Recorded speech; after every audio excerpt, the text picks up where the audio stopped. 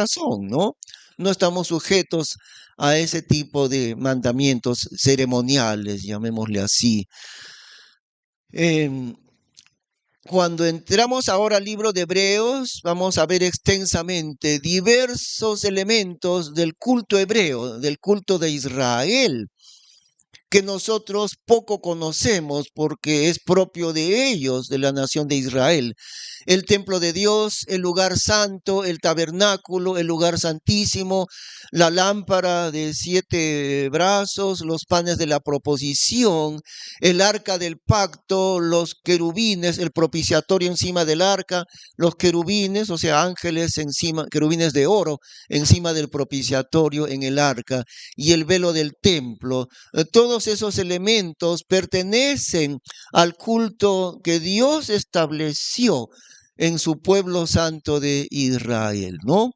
Por eso entonces el libro de Hebreos, el mismo título lo dice, está destinado a los hebreos, o sea, los israelitas, los judíos. No podremos interpretar de manera correcta este libro si no tomamos en cuenta desde el primer momento que está dirigido a ellos. Ahora, ¿está en la Biblia para nuestro aprendizaje? Por supuesto que sí, ¿no?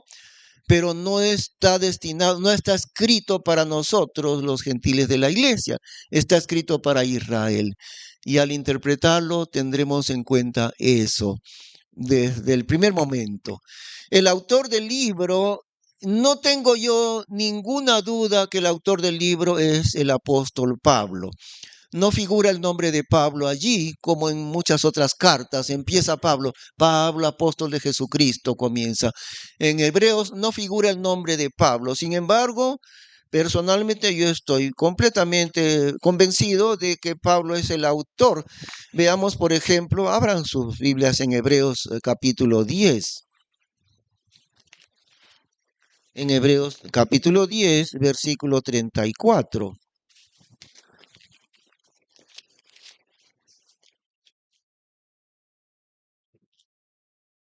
Ahí nos dice en este verso, ¿no? 10:34, dice lo siguiente: porque os compadecisteis también de mí en mis cadenas y aceptasteis con gozo la rapiña de vuestros bienes. Esa es una de las evidencias de que Pablo es el autor. En otras cartas también él está preso y dentro de la prisión escribe esos libros, ¿no? De la Biblia.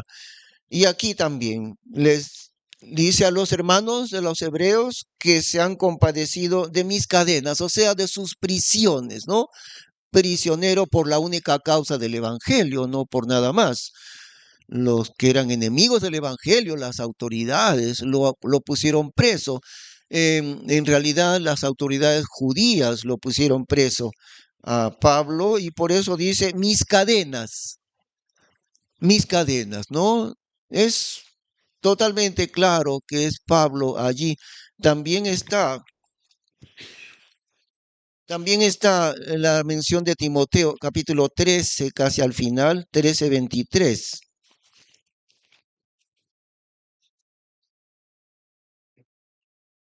Y al final del libro, capítulo 13, verso 23. Sabed que nuestro hermano Timoteo es suelto, con el cual si viniere más presto de veros. Ahí está, Timoteo, la mención de Timoteo, siempre, siempre, ¿no? Pablo juntamente con Timoteo. Y ahí está, otra evidencia de que Pablo es el autor. Saludad a todos vuestros pastores y a todos los santos. Los de Italia os saludan. Es muy posible que Pablo estuviera preso en Roma en ese momento, en Roma que está en Italia. Por eso dice, los de Italia os saludan. Ve, ahí tenemos 3 menciones indirectas al apóstol Pablo. Timoteo, con el cual, si viniere más presto, he de veros. Estaba libre, Pablo estaba preso, pero él dice, Timoteo no está preso, está libre. Entonces, con él yo iré, si Dios permite, a verles a ustedes. Siempre estaba Pablo con su hijo espiritual Timoteo. Entonces, para mí no hay duda alguna de que el autor es Pablo. Otra prueba más es la profunda sabiduría con que es escrito este libro de Hebreos. No hay otro apóstol con tanta sabiduría como Pablo, ¿no? No encontramos en otras partes de la Biblia, en el Nuevo Testamento, alguien con tanta sabiduría de Dios como Pablo. Por eso, para mí no queda duda que el autor es el Pablo mismo. ¿Qué más? El tema del libro de Hebreos, el contexto, como los que estudian discipulado ya saben, ¿no? El contexto del libro, o sea, el tema del libro. Explicar a Israel acerca del nuevo pacto. Ese es el contexto, ese es el tema del libro de Hebreos. Explicar a Israel acerca del nuevo pacto, porque Israel conocía el pacto antiguo, el pacto de la ley, pero no tenían idea del nuevo pacto que Dios estaba estableciendo. Y es el único, en realidad, el libro que explica ante la nación de Israel ese cambio del nuevo pacto. Y eso es extraordinario, ¿no? Se dedica especialmente a explicarle a la nación de Israel este nuevo pacto de salvación por la gracia. Ahora, en cuanto a la nación de Israel, los destinatarios, la pregunta sería, pero la carta es escrita a los creyentes en Cristo de Israel o a los incrédulos de Israel, porque sabemos que ahora todo, casi 100% de los judíos el día de hoy son incrédulos en Cristo, ¿no?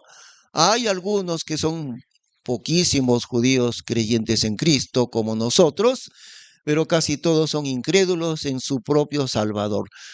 Y entonces, en ese tiempo, la iglesia nació con Israel. Los primeros creyentes fueron solamente judíos, nada más, al comienzo.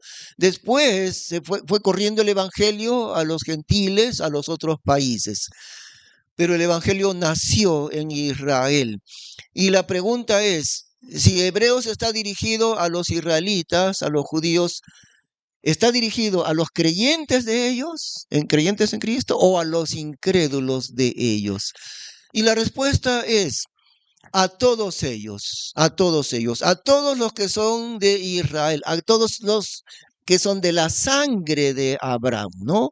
A todos los israelitas, a todos, sin excepción, incluyendo creyentes en Cristo, incluyendo incrédulos en Cristo.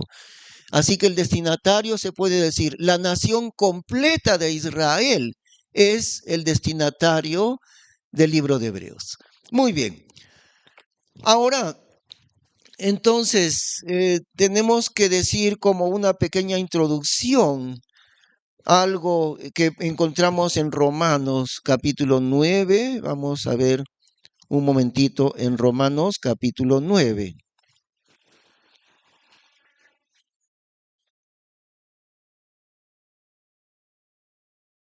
Del versículo 3 al 5, Romanos 9, del 3 al 5. Muy bien. Cuyos son, no, perdón, versículo 3, porque deseara yo mismo ser anatema de Cristo por causa de mis hermanos, los que son mis parientes según la carne, que son israelitas. Entonces Pablo menciona aquí a sus hermanos de sangre, de carne, ¿no? Pablo también era judío. El Señor Jesús también era judío. Entonces Pablo menciona a sus hermanos de la sangre de Israel. Versículo 4, que son israelitas, de los cuales es la adopción y la gloria y los conciertos y la ley dada y el culto y las promesas, cuyos son los padres y de los cuales vino Cristo según la carne. O sea, está diciendo, él también era israelita, él era judío, el Señor Jesús, de los cuales vino Cristo según la carne, el cual es Dios sobre todas las cosas, bendito por los siglos. Amén. Y aquí, entre paréntesis, no está afirmándose directamente la divinidad del Señor Jesús, directamente. Versículo 5, de los cuales vino Cristo según la carne, el cual, o sea, el Señor Jesús, el cual es Dios sobre todas las cosas, bendito por los siglos. Él es Cristo hecho hombre. Él es Dios sobre todas las cosas y lo dice de manera directa, ¿no? La divinidad del Señor Jesús, el Hijo, el Padre en el cielo, Dios el Padre, el Señor Jesús, el Hijo que vino al mundo, y el Espíritu Santo, la tercera persona de la Trinidad. Y ahí están mencionados. Todos estos temas pertenecen a Israel. El culto, la adopción, la gloria, los conciertos, o sea, los pactos de Dios, ¿no? La ley dada, las promesas, etcétera. Y entre paréntesis una cosa aquí, los pactos que hizo Dios, los hizo con Israel. Dios no hizo ningún pacto con las naciones gentiles. Nosotros somos una de las naciones gentiles. Bueno, si hay en el mundo cerca de 200 países actualmente, supongamos que sean 180. Entonces, de los 180 países, uno es el país de Dios, Israel. Y 179 países son países gentiles, ¿no? Nosotros somos gentiles también. Y una sola es la nación santa, la nación de Dios, Israel. Cuán pequeña como es, porque es pequeñita la nación de Israel, aún su población es muy poca. 8 millones creo que hay ahí en la tierra de Israel, tan minúscula como es. Dios dice que Israel es la niña de sus ojos. Y no dice eso de la iglesia. Algunos dicen la iglesia es la niña de sus ojos. Eso dice de Israel en el Antiguo Testamento. No está hablando de nosotros, la iglesia. Dios dice de Israel, de los judíos. Dice que ellos son para Dios como la niña de sus ojos, la pupila, ¿no? Tan delicada, tan preciosa, que si no hay esa pequeña pupila, uno se vuelve ciego, delicada. Entonces, Israel ante Dios es la niña de sus ojos. No la iglesia, no está aplicado eso a la iglesia como dicen las canciones. Israel es para Dios la niña de sus ojos. Entonces, ahora también en el libro de, perdón, estuve diciendo, ¿no? Que los pactos que hizo Dios, varios pactos que hay en la Biblia, entre ellos el antiguo pacto de la ley y también el nuevo pacto de la gracia por la fe en Cristo. Esos son los principales. El antiguo pacto de la ley, guardar los mandamientos de la ley y salvarse por cumplir la ley, que no funcionó. ¿Por qué no? Porque nadie puede, ni pudo, ni puede nadie guardar la ley de Dios. Por eso es que ese pacto no continuó y Dios trajo un pacto nuevo de salvación únicamente por la fe en Cristo, ¿no? El nuevo pacto de gracia por la fe en Cristo, ya no por guardar la ley, ahora por la fe en Cristo el Salvador. Y ahí estamos nosotros en ese nuevo pacto de la gracia. Pero decía entonces, los dos pactos principales y otros también, el pacto con Abraham, el pacto de la tierra de Israel, todos esos pactos no fueron hechos con las naciones gentiles. Los pactos que hizo Dios no los hizo con el Perú, ni con Inglaterra, ni con Alemania, ni con Estados Unidos, ni con Francia, con ninguna nación. Esos pactos los hizo Dios con la nación santa de Israel. No hay ningún pacto en la Biblia con las naciones gentiles. Ahora la pregunta entonces viene, ¿no? Y si el pacto de Dios no es con nosotros, nosotros somos gentiles, y si no hay pacto de Dios con nosotros, entonces ¿cómo recibimos salvación? Y la respuesta es esta, que Dios nos ha sacado de ser silvestres, el olivo silvestre, el olivo chusco, y nos ha injertado en el olivo verdadero que es Israel. Esa es la respuesta. Nos ha como adoptado, ¿no? éramos como de la calle, algo así, pero Dios nos ha traído que éramos de la calle y nos ha puesto dentro de su familia, nos ha injertado. La Biblia usa la palabra olivo para referirse a Israel. Y eso también está en Romanos 11, estamos en Romanos capítulo 11, versículo 13. Romanos 11, versículo 13. Porque a vosotros hablo, gentiles, en cuanto a la verdad, yo soy apóstol de los gentiles, mi ministerio ensalzo. Si en alguna manera provocase a emulación a los de mi carne, e hiciese salvos a algunos de ellos.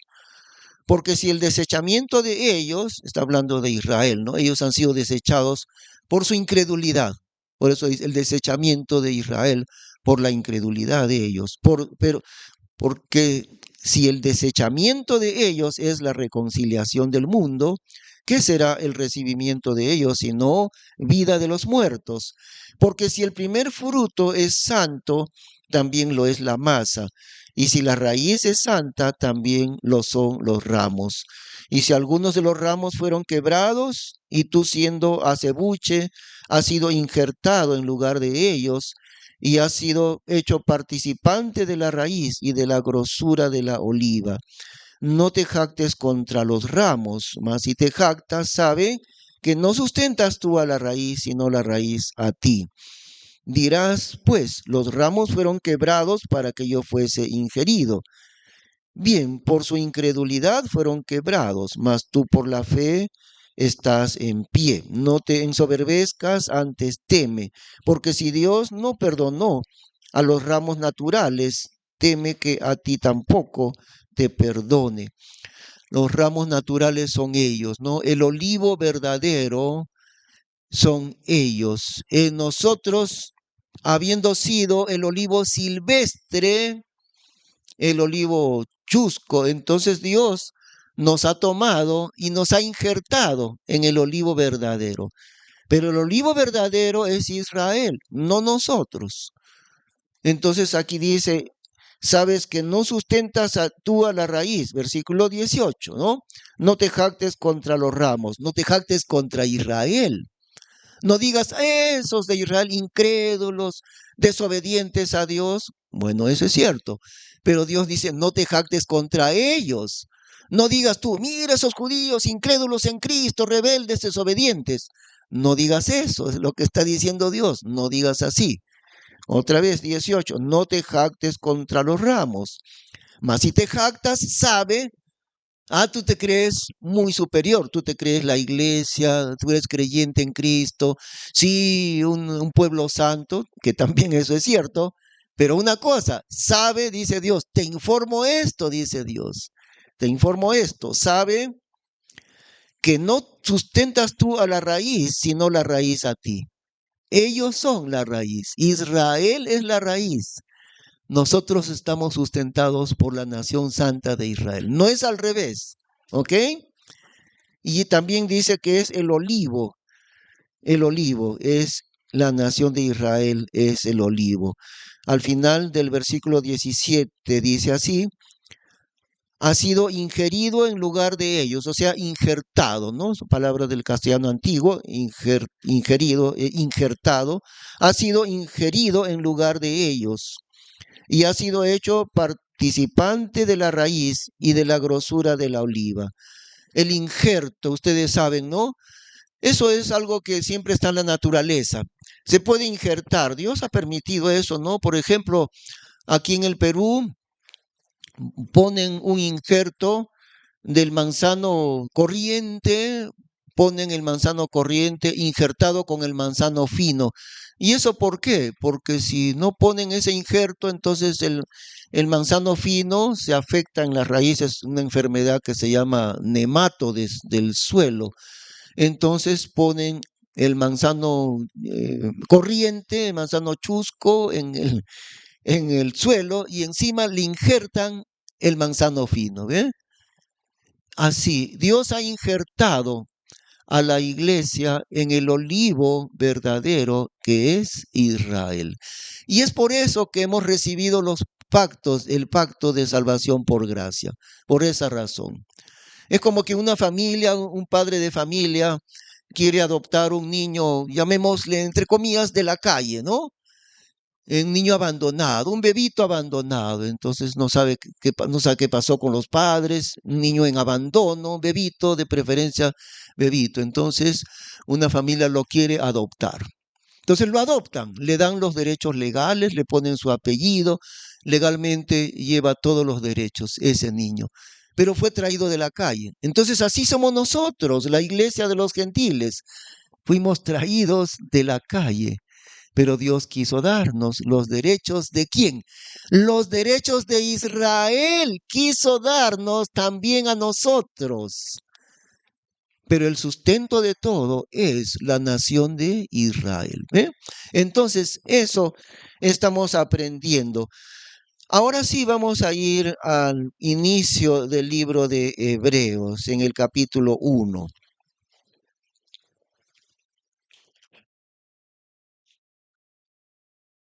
Y es maravilloso leerlo, el libro de Hebreos. Allí leemos entonces, Dios que habló muchas veces y en muchas maneras en otro tiempo a los padres por los profetas. Entonces, al inicio, ya de arranque, está mencionando a los padres. ¿Quiénes son los padres? Los padres de Israel.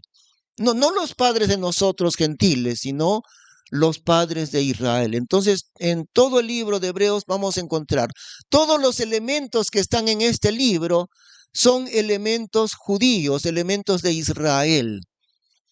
Y como vuelvo a decir, tenemos que tener en cuenta el contexto judío del libro para interpretar correctamente, ¿ok? Cuando dice los padres, se refiere a Abraham, a Isaac, a Jacob y a toda la descendencia de Israel. Ellos son los padres.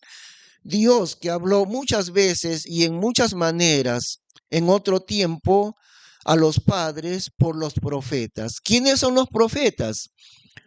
Pues una cosa aquí, otra vez, ninguno de todos esos profetas era un profeta de los gentiles. Ninguno era de la nación de Amón, de la nación de Moab, de los egipcios, de Roma. Ninguno. Todos los profetas que están en la Biblia, en el Antiguo Testamento, eran israelitas. Todos, todos. Entonces, otra vez, cuando menciona los padres, son los padres de Israel. Abraham, Isaac, Jacob, etc. Y cuando dice los profetas, son los profetas de Israel, son los únicos que hay, no hay otros, ¿no? Dios que habló muchas veces y en muchas maneras en otro tiempo a los padres por los profetas, nos ha hablado en estos postreros días por su Hijo. Y aquí entonces cuando menciona al Hijo, fíjense que Hijo con mayúscula está, ¿no? Jesús es el único Hijo de Dios con mayúscula. Nosotros somos llamados, como creyentes en Cristo, somos llamados hijos de Dios con minúscula, por supuesto, con minúscula. Hombres y mujeres, hijos de Dios con minúscula. El único Hijo de Dios con mayúscula es Él, el Señor Jesús, el único.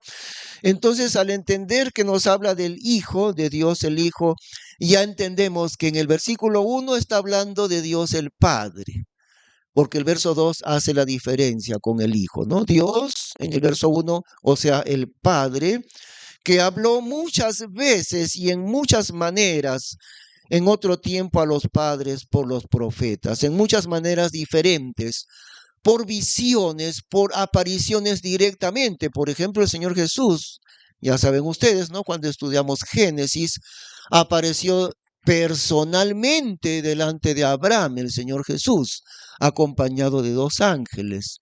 Y con cuerpo de hombre, no apareció divinamente, sino con cuerpo de hombre. Y los ángeles también aparecieron con cuerpo humano. Muchas veces aparece el Señor Jesús a quien se le llama el ángel de Jehová en el Antiguo Testamento. Aparece con Jacob, por ejemplo, ¿no? Y luego Jacob dice, he visto a Dios y cara a cara y no he muerto. He visto a Dios, dice Jacob, o sea, al Señor Jesús. Y entonces muchas veces Dios habló de maneras diferentes, habló por los sueños antiguamente, hoy día no, antiguamente, no hoy día por los sueños, sino como no estaba la Biblia completa, Dios habló a veces por medio de sueños. Nos ha hablado en estos postreros días por su Hijo. Ha dado Dios la palabra final, su Hijo Jesucristo, habiendo hablado antiguamente de muchas maneras a los padres por los profetas. Ahora entonces, en estos postreros días, ¿cuáles son estos postreros días? Bueno, postrero significa últimos días, ¿no? Los últimos días. Nos ha hablado en estos últimos días. ¿Cuáles son estos últimos días? Desde el Señor Jesús que vino al mundo hasta ahora. Eso es el período de los postreros días. Porque los días antiguos son antes de la venida de Cristo, ¿no? Por ejemplo, desde Adán hasta Noé y el diluvio, que pasaron siglos enteros, desde Adán hasta Noé. Luego otra época desde Noé hasta llegar a Abraham, también varios siglos. Y luego desde Abraham hasta Moisés y la nación de Israel ya naciendo como nación. Entonces, periodos antiguos, ¿no? Y luego el tiempo de los profetas hasta llegar al Señor Jesús. En el calendario bíblico hay 4000 años de historia, desde Adán hasta el Señor Jesús, 4000 años. Y desde el Señor Jesús hasta aquí son 2000 años y pico, ¿no? Entonces, los postreros días son estos últimos 2000 años. Desde que el Señor Jesús vino a este mundo, desde allí hasta el día de hoy, son llamados los postreros días. ¿Ve? Ahora, no está, en este caso no se refiere a la tribulación, al milenio, no, está hablando desde que Cristo vino hasta hoy. Eso es los postreros días. Nos ha hablado en estos postreros días por su Hijo. La palabra final de Dios es el Señor Jesús, su palabra final. Y no hay más. Una vez que Dios habló por su Hijo Jesucristo, ahí terminó. Esa es su última palabra. Como a veces dicen, no, voy a dar mi última palabra.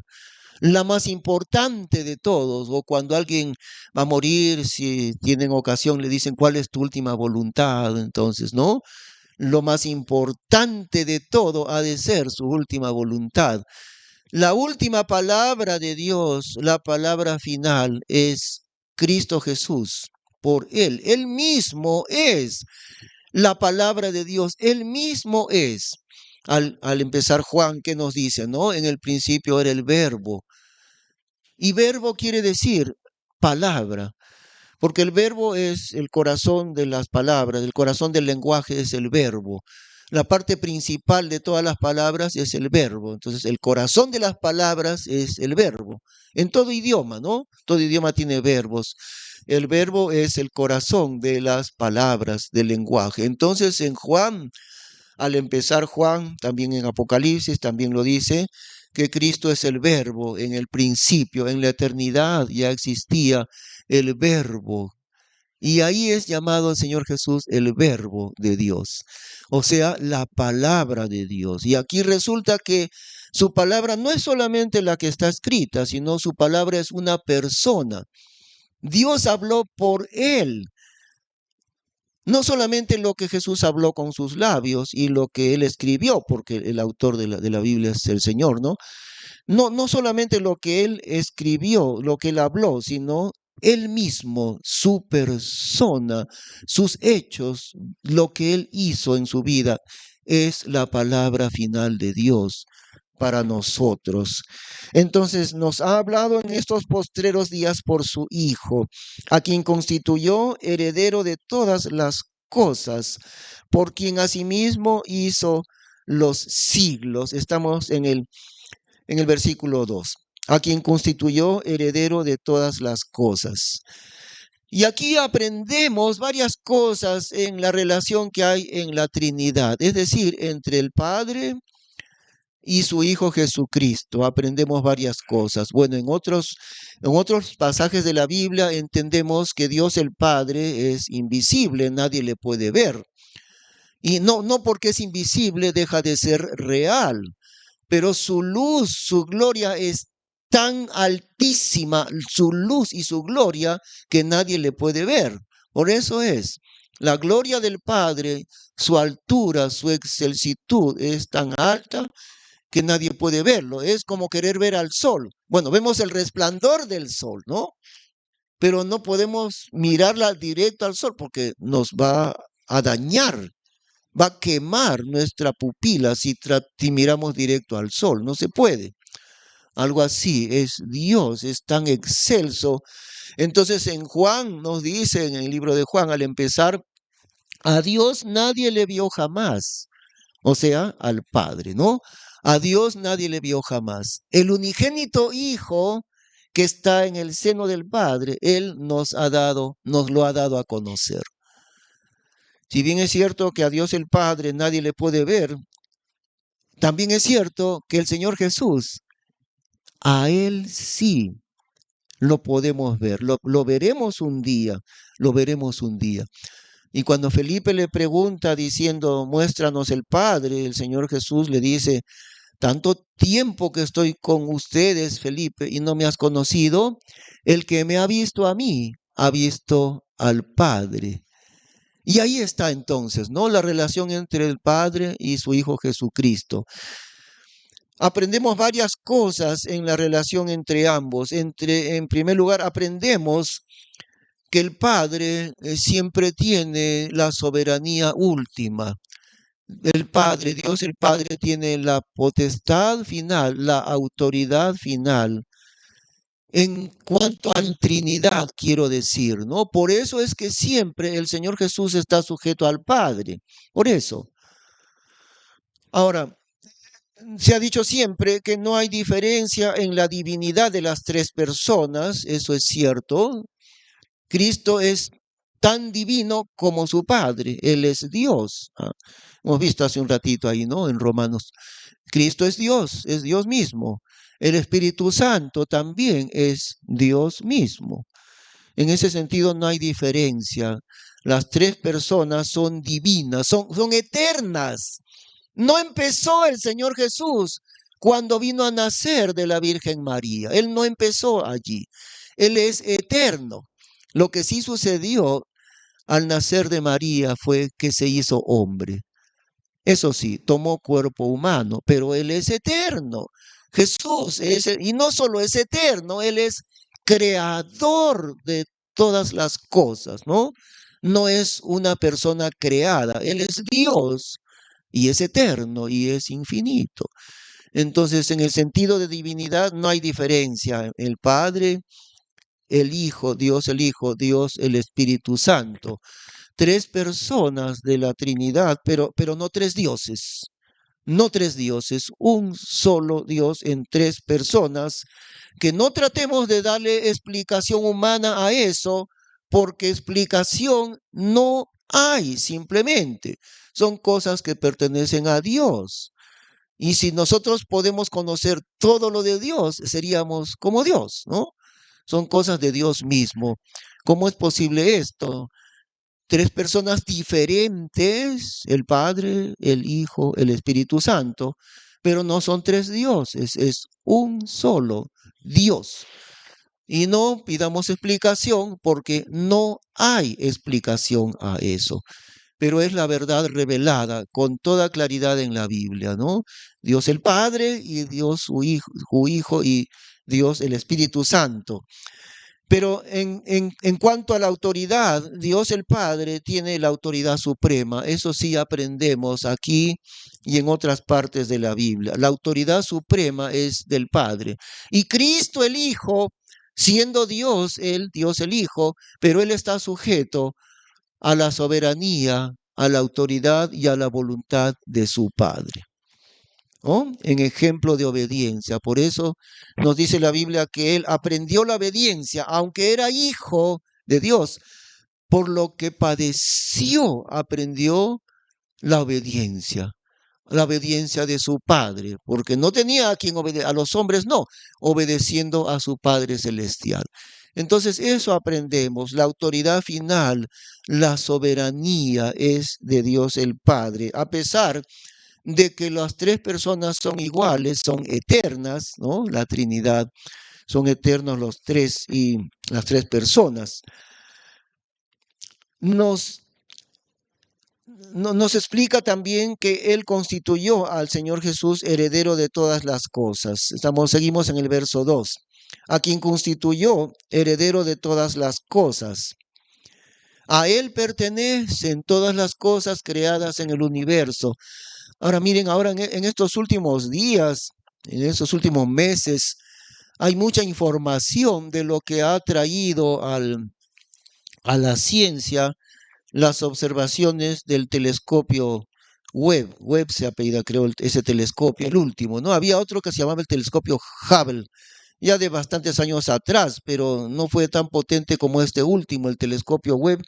Creo que más o menos hace un año o meses que ha sido enviado al espacio y está lejísimos de la Tierra, está en un punto del espacio donde se puede ver sin ninguna barrera. Tiene una potencia de observación astronómica increíblemente grande, ¿no? Y ahora estas observaciones del telescopio Webb han roto todo lo que la ciencia ha estado diciendo sobre el universo. Y los científicos se niegan, por el orgullo que siempre tienen, se niegan a reconocer sus errores, porque al enviar ese telescopio Webb han encontrado, por un lado, que las ideas que decían que el universo comenzó con el Big Bang es mentira. Las evidencias de observación del telescopio Webb han mostrado que es mentira eso del Big Bang. Y muchas otras teorías científicas son mentiras. Pero los científicos difícilmente quieren reconocer que están equivocados, porque nunca leen la Biblia. Y al no leer la Biblia, nunca saben la verdad. La verdad está en la Biblia, ¿no? No es que hubo un Big Bang, ni que el universo es eterno, ni cuentos por el estilo. Es que Dios creó, dice la Biblia, en el principio creó Dios los cielos y la tierra. Otra cosa que ha encontrado el telescopio Webb, mucho más antiguo de lo que pensaban los científicos y mucho más grande. Ya de por sí sabían los astrónomos que el universo es inexplicablemente enorme. Es difícil de imaginar el tamaño de la grandeza del universo, en medio del universo, el mundo, nosotros no somos ni siquiera como un microbio, no somos nada en medio de la grandeza del universo de Dios. Y este telescopio ha encontrado que es aún mucho más grande y mucho más antiguo de lo que ellos pensaban. Y ese universo entero creado por Dios es propiedad del Señor Jesús. Por eso dice en el verso 2 que Dios el Padre, ¿no? Constituyó al Señor Jesús, quiere decir a quien constituyó heredero de todas las cosas. Él ha heredado del Padre, que es el dueño final. El Padre le ha dado en herencia a su Hijo Jesucristo todo lo que existe. Pero hay dos cosas que existen, ¿no? Por un lado, el universo material, todo lo que es material, todo lo que los ojos pueden ver.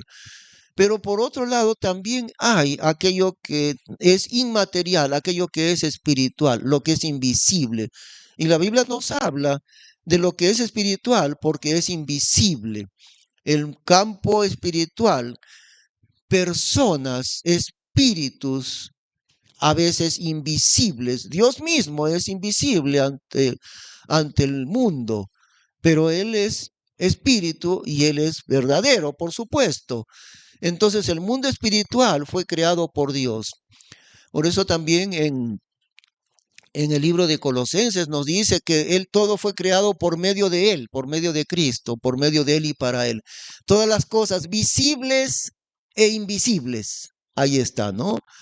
Dios creó dos campos, lo que es visible y lo que es invisible. Lo que es visible, lo material, las cosas materiales que no tienen vida. Pero por otro lado, las cosas espirituales, que la Biblia le llama las cosas invisibles, las personas, los ángeles, los hombres. Nosotros tenemos las dos cosas, ¿no? Nuestro cuerpo que es material, pero nuestro espíritu que es invisible.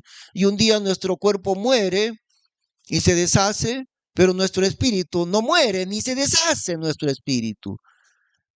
Vuelve a Dios, así como dice la Biblia, ¿no? Invisible el espíritu. Entonces Dios creó ambos campos, las cosas materiales que son visibles y las espirituales invisibles. Heredero de todas las cosas, el Señor Jesús. Algo más, seguimos en el verso 2. Por quien asimismo hizo los siglos.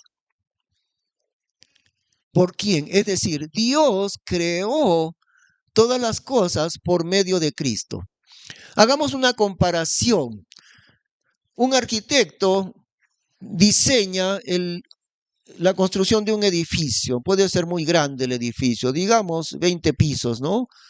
El arquitecto lo diseña, seguro con la ayuda de un ingeniero civil, que el ingeniero civil se encarga de las estructuras y el arquitecto se encarga del diseño, cómo será distribuidas las habitaciones, los pisos. Entonces, el responsable final es el arquitecto. Pero una vez que tiene todo listo el arquitecto, los planos, porque los planos están ya completos, desde antes de mover una sola lámpara, el plano está completito ya. Entonces el arquitecto construirá el edificio, pero no él mismo. Se lo va a encargar a un contratista y el contratista es el constructor, ¿no? Tiene los albañiles y los materiales y el cemento. ¿Qué hace el contratista? El contratista todos los días tiene en su mano el plano que le ha dado el arquitecto. Y en base a los planos, el contratista construye.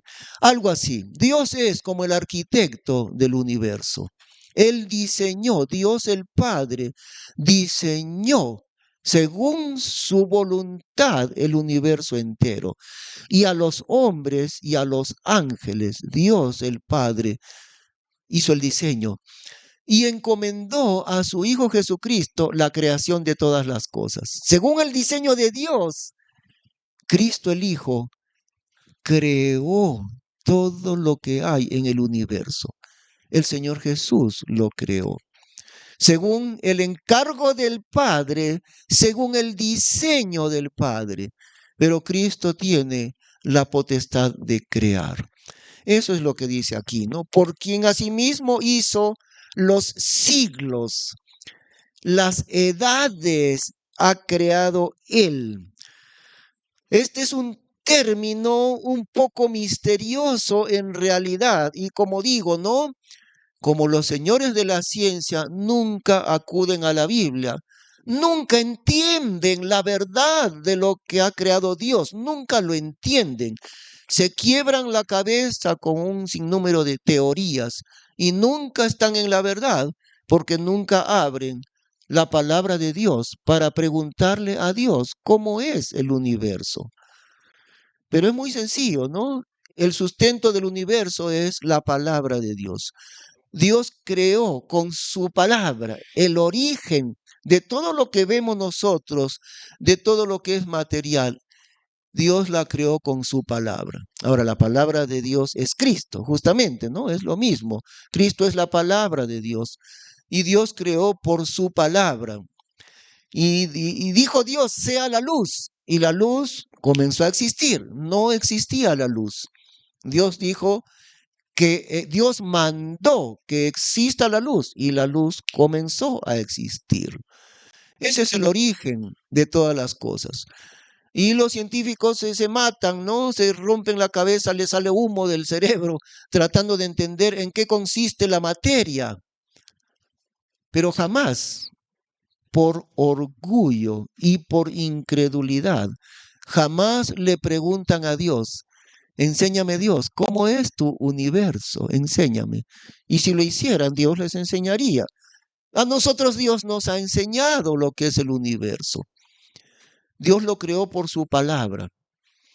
El fundamento de todo lo que es material y el fundamento de esos millones increíblemente grandes de estrellas, casi imposible de entender cuán grande es el universo, todo eso fue creado por la palabra de Dios. Lo que es material, su fundamento no está en los átomos y en los neutrones, y han descubierto otros elementos más pequeños que los átomos todavía, ¿no? La teoría de las cuerdas y muchas cosas así. El fundamento de la existencia de las cosas no es ni los átomos, ni la teoría de las cuerdas, ni cosa por el estilo. El fundamento de todo lo que existe es la palabra de Dios. Y eso no lo van a entender nunca los de la ciencia, porque nunca le preguntan a Dios. Y aquí hay una palabra misteriosa al final del versículo 2. ¿Por quién? O sea, por el Señor Jesús. Asimismo hizo los siglos, o sea, las edades, y esto es referido al tiempo, al tiempo. Aquí hay algo más de lo que podamos realmente nosotros entender. Hay ciertas cosas en la Biblia que no podemos entender en su totalidad. Entendemos por la superficie, entendemos un poco nada más. Si entendiésemos todo, seríamos como Dios, y eso es imposible, ¿no? Entonces, ¿qué significa por quién? Por el Señor Jesús, por quien asimismo hizo los siglos. Y esto es algo que otra vez los de la ciencia tampoco lo entienden. ¿Y por qué no dice por quién asimismo hizo los universos o los mundos? Porque eso no es lo que está diciendo. No está diciendo la creación entera, está diciendo los siglos, o sea, las edades, referido al tiempo. ¿Qué significa esto? No lo sé, no lo sabemos, pero ahí está revelado por Dios. El Señor Jesús ha creado las edades que vendrán, los millones y millones y millones de años que vendrán. Quiere decir que Dios ha creado el tiempo junto con las cosas materiales y junto con los espíritus, que es invisible. Dios ha creado el tiempo. Pero aquí hay la idea de tiempos enormes, ¿no? Siglos, o sea, edades, por quien asimismo hizo los siglos. ¿Cuáles son esos siglos? Hay mucho más allí de lo que podamos entender. No solamente creó las cosas, dice Dios, que el Señor Jesús ha creado los siglos, los tiempos, Él ha creado los tiempos que vendrán.